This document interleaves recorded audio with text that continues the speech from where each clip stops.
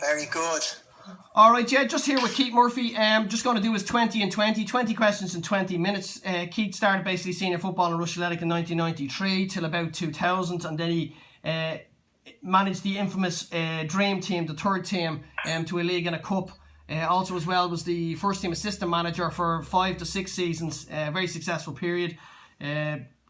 Brilliant in Major Sunday, won a Viridine. I think we got to another Viridine final. Might have won 2 Viridines, and we were robbed for the league. So we'll run through this with Keith. So we start off. How are you getting on, Keith? All good, Decky. Yourself? Good stuff. Asher, look, the way it is, you know yourself, we're all just trying to cope and have a bit of a giggle. So I'll start off with the questions, Keith. Which teammate could you rely on in most if trouble broke out? There's probably a few. Yeah. I suppose John Ryan, goalkeeper. He used to get in the middle of everything. He was a good lad. I think you hid behind him a couple of times yourself, Decky. Definitely. Reiner was a good lad. But I'd probably have to say the two Bruce brothers, Turlough Kelly and Dara Armstrong. Yeah, I forgot about the two boys. On the pitch, if hadn't started. Yeah, they were the two lads I would have made a run for. Sure, like I mean, even if you were out a couple of nights, I think in the rig it got a bit hairy, and I was standing behind one of them as well. So yeah, I think I'd go with one of the two lads. Yeah, I think so too. Andy Rickard used to always do the same. Anyway, he was getting a bit of a kicking, didn't he? That's right. He'd get Dara to swap. If a centre half was kicking Andy'd swap with Dara for 10 minutes, and Dara'd have to go over and sort him out, and then swap back and let Andy have a field day. So yeah, probably Armstrong. Good stuff.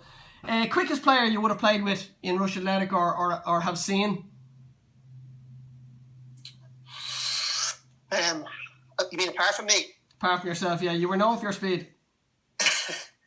I was, yeah. I had one pace, slow. We had a few quick lads. Jonesy was quick until you basically asked him to pass the ball or anything like that. He was quick in a straight line. Paddy Felinas on the other side. Paddy Felinas the other side was quick as well. I think that was when they were playing wing backs. True, yeah.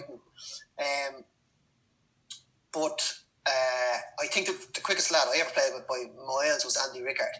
Andy was lethal. Like, I mean, you could give Andy could give you 10 yards and Reiner would kick the ball out and he'd be by the centre half before he knew.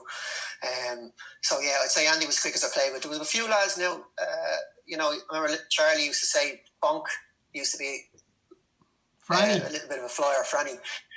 So anytime we used to say how quick Andy was, Charlie used to say Franny was quicker. I can attest to Franny being quick. Was the quickest one. Franny was quick, you know. Yeah. Yeah, he was. Yeah. All right, good. Which teammate would have moaned the most or gave out the most? And we could be here a while on this one. Oh, Jesus Christ! Sure. Like, I mean, it'd be quicker if we said who didn't moan. In that team, anyway, yeah. Chicken used to have, Chicken used to have a lovely, want to have a right gripe.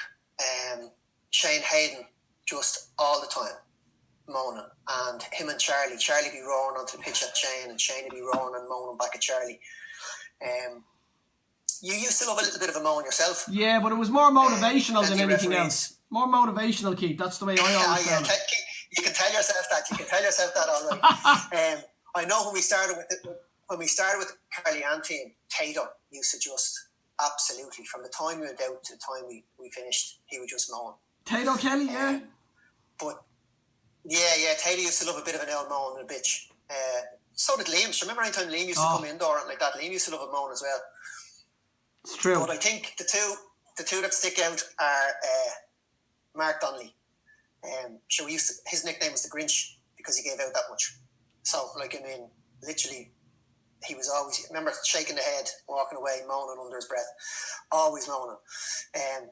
But Dara Armstrong, we're only, 3 or 4 questions in, and he's the answer to 2 of them already. But yeah, he was the biggest moaner. Still is, by the way. Still is. Nothing's changed.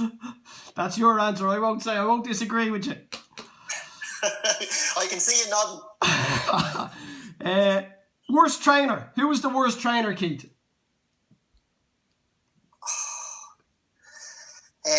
Jesus.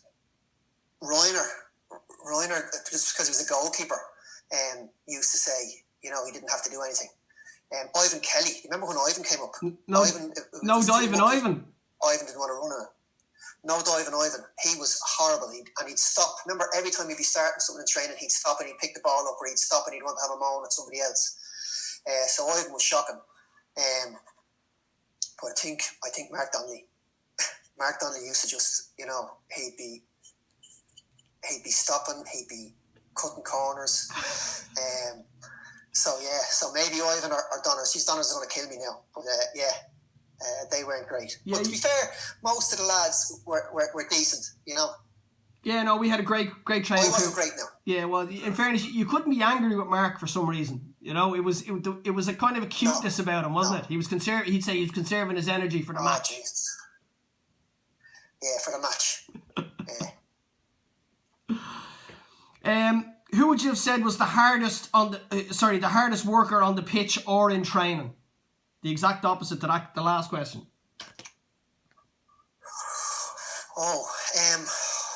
Jesus. Danny Gilly used to he was just shattered after everything. Whether it was a match, whether it was a training session, anything. Danny always used to just kind of give it lacquery. You know yourself, every time he'd come in, he'd be... Yeah, no, he worked hard. He would have worked very hard on the pitch as well. I'd say maybe Mucker as well. He was nearly cute. He didn't have to work that hard, really. Who would have wound up the opposition the most on the pitch or off the pitch?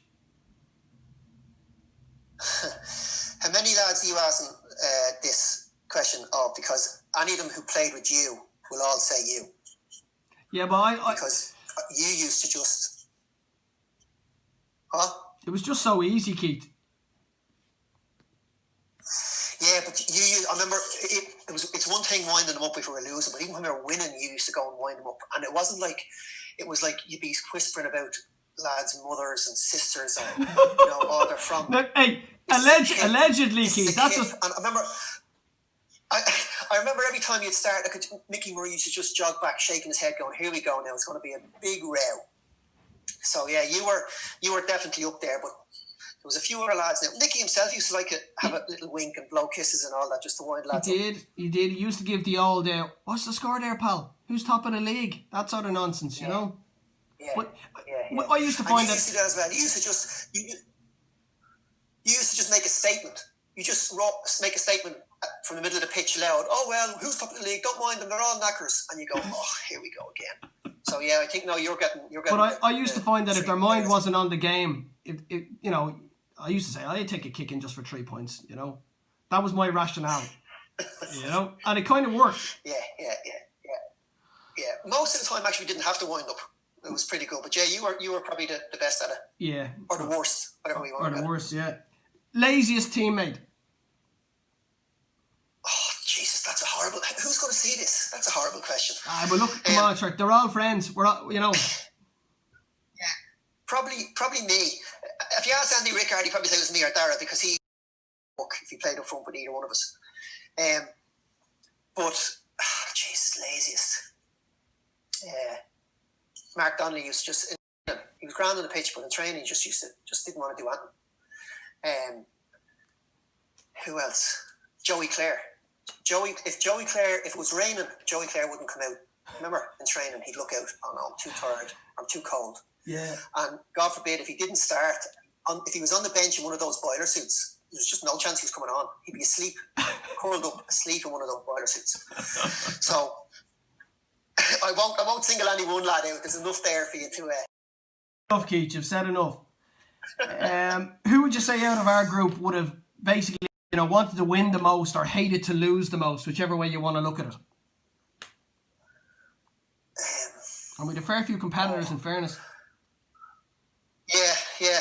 I think most of the team, because, well, especially when I started, most of that team had won 3 or 4 leagues and team of the year already, so they weren't used to losing. So kind of everybody hated it. Yeah. But there was a couple who especially did. Mucker used to just hate losing. You used to just get thick as fuck if we lost. You used to really throw the toys out of the pram. It used to spoil my week. I think, and Chicken used to just kind of come in and get his gear and fuck off. Remember, he wouldn't even say anything, he'd just be gone. It's true, He wouldn't even come out. Remember, you go back down to the pub, Chicken wouldn't even come out if we lost. Yeah, it's true. And then I think later on, when I was kind of at the end, or when we were assistant manager with Shrimp that time, Vinnie Patterson just used to hate losing. Hate it. But yeah, I think to be fair, most of the lads did because they got so used to winning around that time. Yeah, it's a good point. Who would you pick as the funniest teammate? Intentionally and unintentionally. I mean, it's funny. Intentionally, nobody. But there was 3 or 4 lads who would just crack you up, and they weren't even trying to be funny. Mark O'Brien, do you remember? Oh, stop. Mark O'Brien would just absolutely crack you up, and he'd be trying to be serious, and he'd have lads in an absolute jock. Jonesy the same. Jonesy would try to be serious, and it'd be funnier. And the seriouser you got, the funnier you get. And then I'm after caning him a couple of times already, but Mark Donnelly was just an absolute the king of the one-liners. Yeah, he was a pantomime, wasn't he? At any stage, and he was the quickest with a comeback. So Donnelly was up there with the yeah, that's stage. That's a good shout. Which of the managers that you played under would you have preferred the most, and why? Oh jeez, when I was a true schoolboy from under 10s right up to 18s, Joe Costello manages. Remember Joe? Yeah, Joe's a lovely lad. And Joe had Matt King from King Shop for a couple of seasons, was his assistant. And Matt used to tell us before the game, if we're going for an away game, if we won, that he'd stop at King Shop and get a box of Mars bars and give us all the Mars bars. So that's every time Matt was there, that was the best because he used to get a Mars bar. But I think in senior football, probably Shrimp around that time, the last season or so, because I think that was probably the first time we were kind of getting deep into kind of tactics or shape, or it wasn't just we'd be the fittest team and we're all the best players. You know, there's a lot more structure around. I think it was because there's a lot more lads helping out around that time as well. And that's probably when I enjoyed it the most, to be honest. Yeah, I to be honest, I'd say you're selling yourself probably a little bit short there. I'd say a lot of that was probably, you know, and I'm sure the lads would agree with me, a lot of that was down to you. I think when you come in as the assistant, you know, you were a very good coach, you know, and we really, really did enjoy the sessions. The sessions improved, and you know, we enjoyed them. But I think that's well. Cheers, thanks for saying that. And I think because I remember, when CJ and Charlie, or when we used to do the train up there and you'd be in the dark, I know you could do very little. That's the problem. It was just a hard slog. It was running. It was sprints. It was jogging. It was sit-ups, and then you'd play football for 10 minutes in the dark. You know, that sort of way. It was a little bit. It was tough. Whereas I think later on, like that, when a few lads started helping out a bit more. I know when I was kind of I was helping out training and I was still playing and that, but I think I enjoyed that more. A little bit more ball work, a little bit more kind of shape and tactics was. Yeah, I think things kind of changed around that time, just in kind of maybe Leinster Senior League football. You know, you went from facilities started to improve, so you were going to play the odd game here on Astros and lads were training under lights, whereas in the past it was kind of like public parks. We started to go down to Skerries and places like that. Yeah, we started to go down to Skerries or out to Lusk or something, so we were able to do more. So maybe that's probably why, you know. Yeah, no, but that's a good point. Good point. Most disappointing moments in a Rush Athletic jersey, or out of a Rush Athletic jersey, maybe as a manager or a coach. Well, you actually probably 2. I think that I can remember. A very similar circumstances to yourselves now. The first team up there where major and flying and looking like we're going to get promoted. You remember that? West Park Albion. Oh, yeah. Where we actually won the league, do you remember? And the league wouldn't put us up because we hadn't got our own pitch. And I remember just being absolutely gutted because kind of there was a few lads in that team that you knew weren't going to be around much longer and that, and we'd never got up to that level before. So I think that was gutting, the fact that we'd actually won the league and then they put West Park up, who finished second because of the pitch. Yeah, it's true. Yeah, it's to be honest, it still wrangles with me, but sure, look.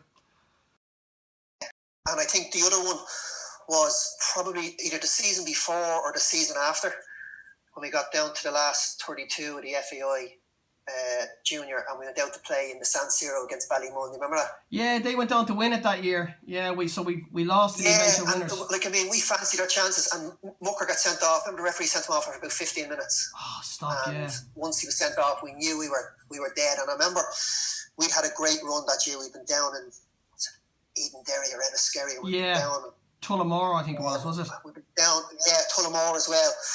So we fancied it. If we had got by that day, we would have done well. And I mean, they were flying in the AUL at the time. Noel Sinnott, do you remember Noel? Noel Sinnott was managing. They had the two Canes playing as well. Davy Kane, I can't remember the other brother's name, but he was quality. And then they had Christy McElligott, wasn't it, playing? I was marking Christy centre mid.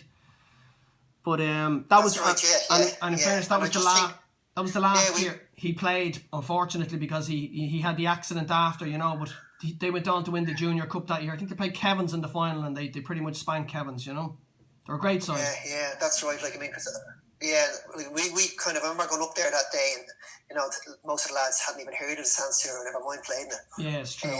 And there was a good crowd out from the flats watching, and I just remember after 15 minutes it was done. Once Mickey got sent off, he knew it was done. They were just too clever. I felt we were actually on top at that stage. We'd hit the post, and then Mickey got sent off, and we'd hit the post. We'd had a great chance in the first 10 minutes, and it was for nothing. Do you remember? Yeah. You know, it's just and it was hard. You know, you're chasing shadows at that stage, 10 against a team that can keep the ball like that. You know, they were too clever. They were. Look, they were very. And to be honest, I was actually delighted that they went on to win it. So, you know, whatever about, there's no comfort in losing, hate losing, but you know, if you lose to the eventual winners, I suppose maybe there's a little bit of solace in that. You know. Yeah, there's some small comfort. Yeah, I'm gonna be honest. Probably they were the two times. Yeah, I definitely agree with one of them anyway. Absolutely no question. Most skillful player you would have played with?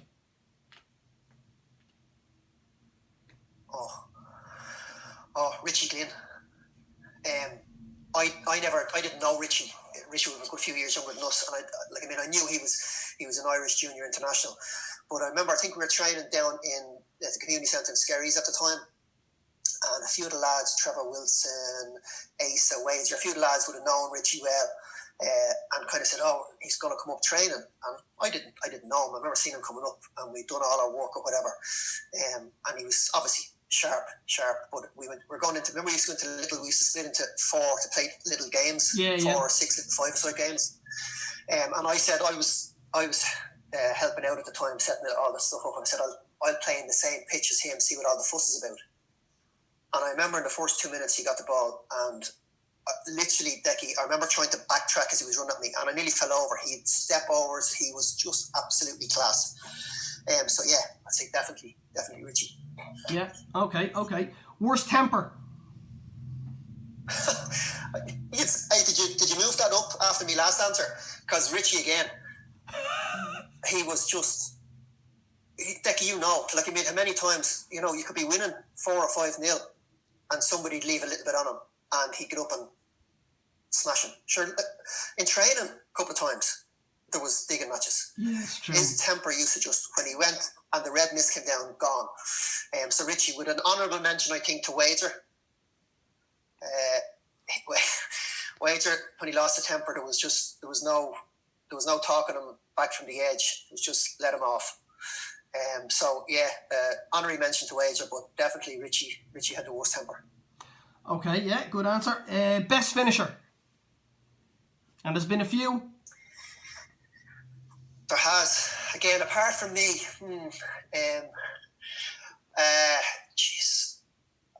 I would have played with the third team, would have played with Lockie, right? And Lockie'd never lash the ball. Lockie just roll it. And the amount of times that it would go in off a post, do you know what I mean? It'd be right in the corner. Lockie was a really good finisher. But I think I'd have to say Andy Rickard again. Like, I mean, Andy would have, for about 7 years in a row, he would have scored 20, 25 goals every season. It's true, yeah.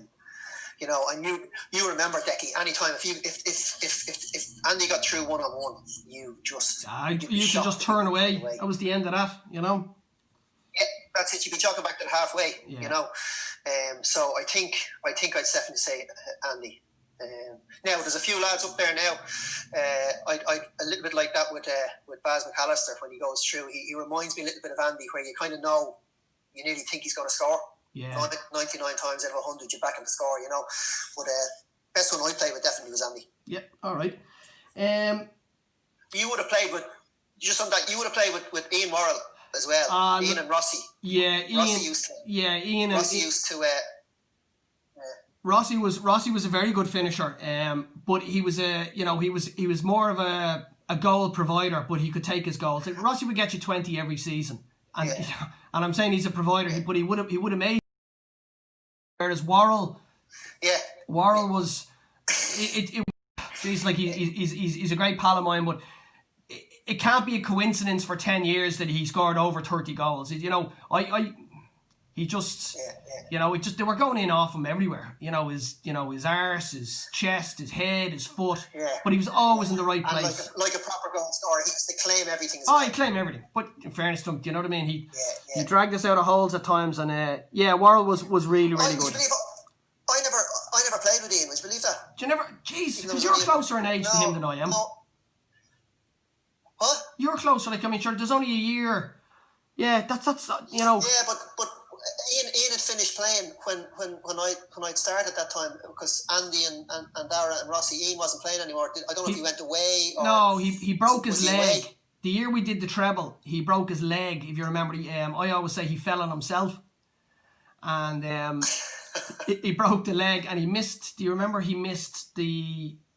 I think it was the Lummy O'Reilly final. The year he missed that final because he actually broke his leg, I think in the quarters or something. But he was in and out then, and he'd moved into town, so he was bobbing and weaving, you know. But that's it, because I don't remember. I think he came back then a while. He might have been playing just with the seconds. Years later or something. But I don't remember. Ian started playing with the first team up there at 16. Like, you know, that's like he was very, very young. He was kicking around with the third team, and then he went in with the first team. You know, went in with lads like Charlie and Tato and all those boys. You know, John Monks.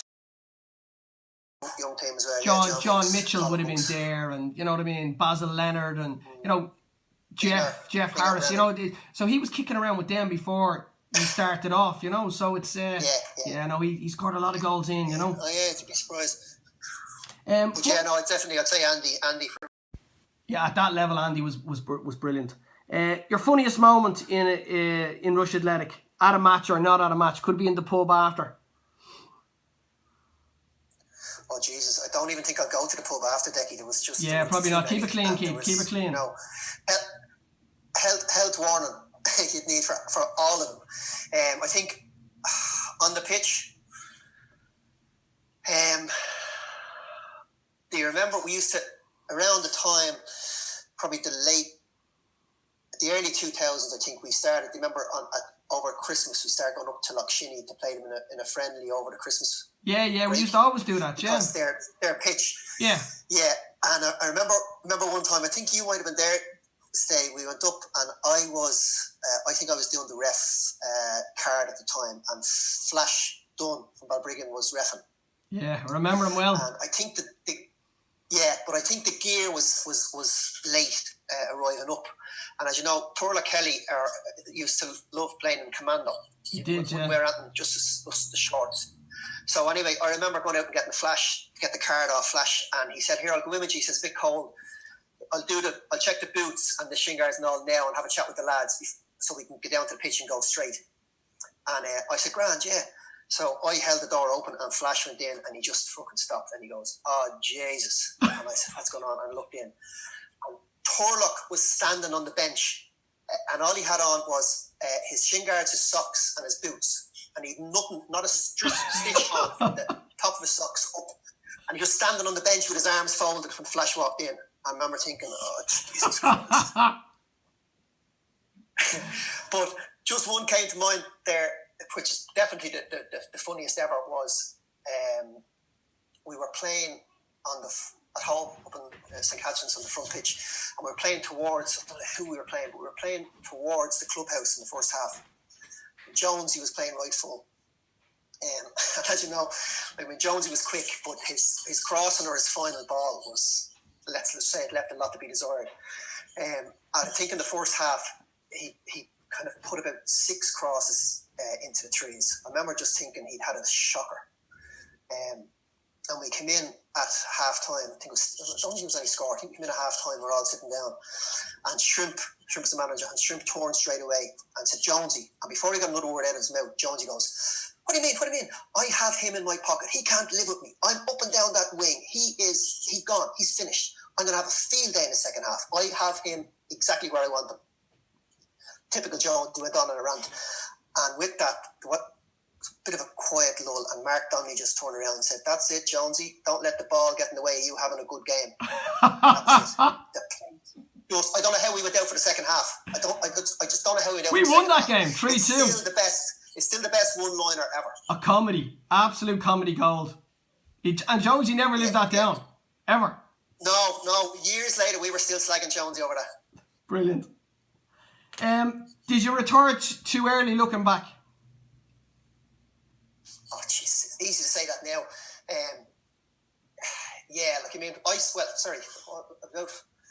I stopped playing it with my, I have knee braces in my golf bag this stage, so my knees were kind of shot to bits. And then plus, I kind of was doing a lot between the coaching and the playing and the managing, and I said if I was going to stop it, so I just stopped everything. So in hindsight, Jesus, I would have loved to. I never played over 35s or anything. I was gone before that. So I would love that. I would love to get another couple of years out of it, just especially for the banter. The laugh we used to have, even in training, the laugh we used to have. So probably did go a year too early. With any consolation though, the fact that you did stop, I think brought the club on and definitely our team on leaps and bounds, because you stopped but you didn't leave. You stayed involved. You were the assistant manager / coach. So I mean, the fact that you stayed on and you brought us on was a good thing. And I don't think we would have been where we were or where we ended up if you hadn't have. With all due respect. Cheers! I have to say that was the best. That was the best time ever. I think I enjoyed nearly the coaching and the training more than the playing.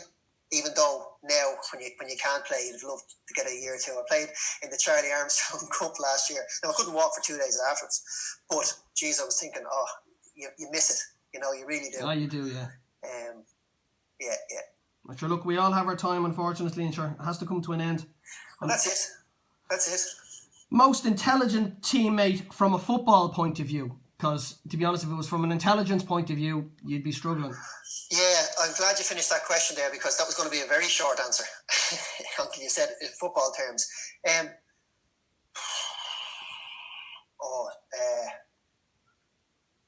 Mickey Murray could read the game. He really, really clever football brain.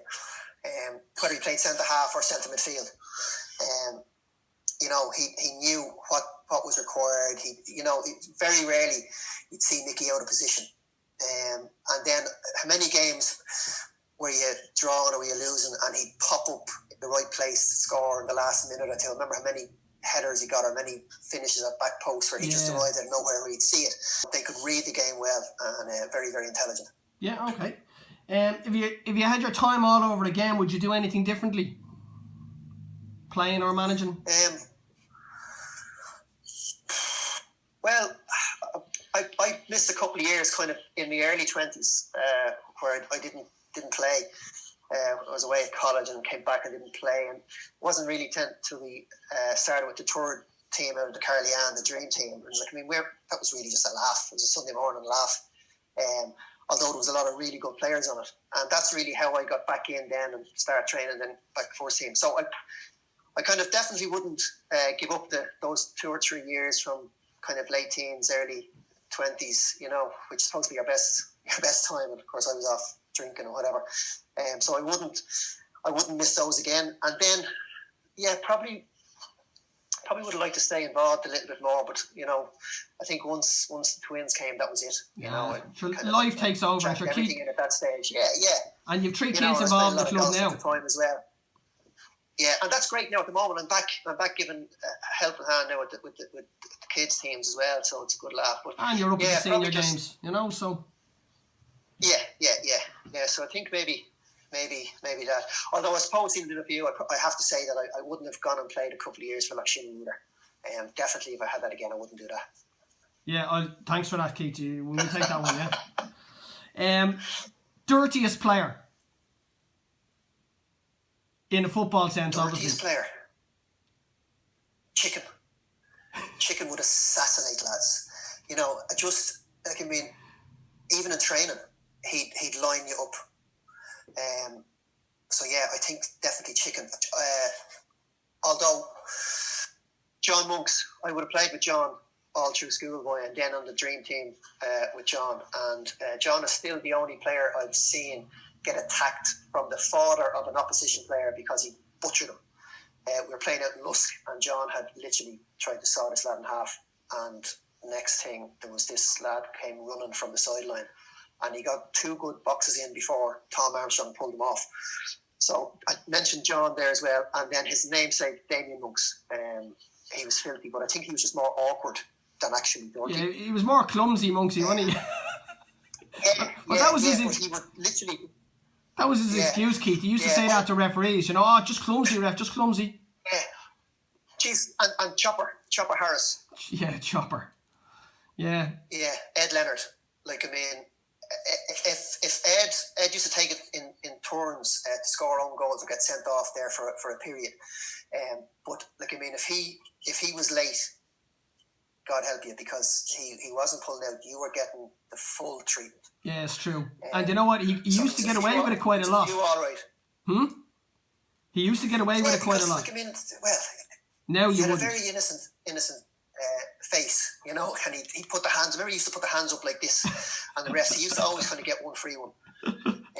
But I think again he might have been a little bit more clumsy, whereas Chicken was just pure dirt. Yeah, it was premeditated with Chicken, wasn't it? Oh yeah.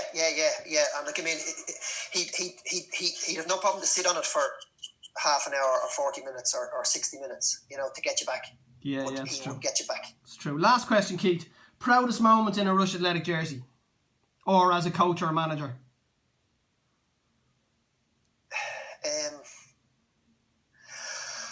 Well, I think that the first year I came back to play senior football with CJ's team and the first team, I think they won. You had won the league the 2 years previous. Yeah. I think you were, and I remember they'd gone up a good few leagues at the time, been promoted a good few leagues, and I remember Ivan Kelly came back from Home Farm. Ivan's a good friend of mine, and came back in goals that season as well from Home Farm. And we won the league that year, and I think that was the first thing I won kind of in senior football. But I think that was probably one of them, definitely from a playing point of view. From managing, I know I said it was probably the time I was the most disappointed and gutted, but I think the year we actually won the major was, the team we had that year and the football we played that year. And I think everybody knew we were the best team in the league. So yeah, I would have been proud of that. Yeah, that was probably those two. That was an exceptional year that year. I think it was 2000, 2001, and we had a quality team. We played a great system. We were playing the 3-5-2. We had the players to play it. That's right. Yeah. So everybody kind of knew their role. Was there, Yeah, and that team kind of broke up a little bit after that. The lads went to Australia, didn't they? After that, 4 of them went off. 4 or 5 of them went off to Australia. But we won the Veerley in the following year, But we just weren't. We weren't as strong. But look, sure. It is what it is. But I think that to be involved with that team was great. Yeah, and I think probably people will debate about the best teams in the club's history, but you could go on and on about it, and everybody has an opinion. But I'd say that team is up there, probably deserves a mention. Yeah, I think so. Yeah, although I have to say now, I think that I bring the lads up now every week to watch the first team at the moment, and I've said to a couple of lads that we would have played with, even the likes of Shrimp or Schmid or a few of the lads are up there, or Damien Monks and all. I'm going, I know it's different when you're not playing and looking, but it looks to me to be a different level again at the moment to even going back when we were playing, and that's not even not that long ago. Just the pace, the skill level, the intensity. So, like, I mean, I think the team that are first team at the moment are, you know, they're a credit to Decky. I think they're smashing side. They're a great bunch of lads, and to be honest, they're a credit to themselves and their family. You know, we've a bit part to play. We just try and put a foundation in place and try and build it around them. But they're doing great, and just long may it continue once we keep our feet in the ground. You know, right, Keith. Thanks a million for that. That's been your 20 and 20. And I'll talk to you again. No problem at all, Keith. Pleasure. Listen, mind yourself.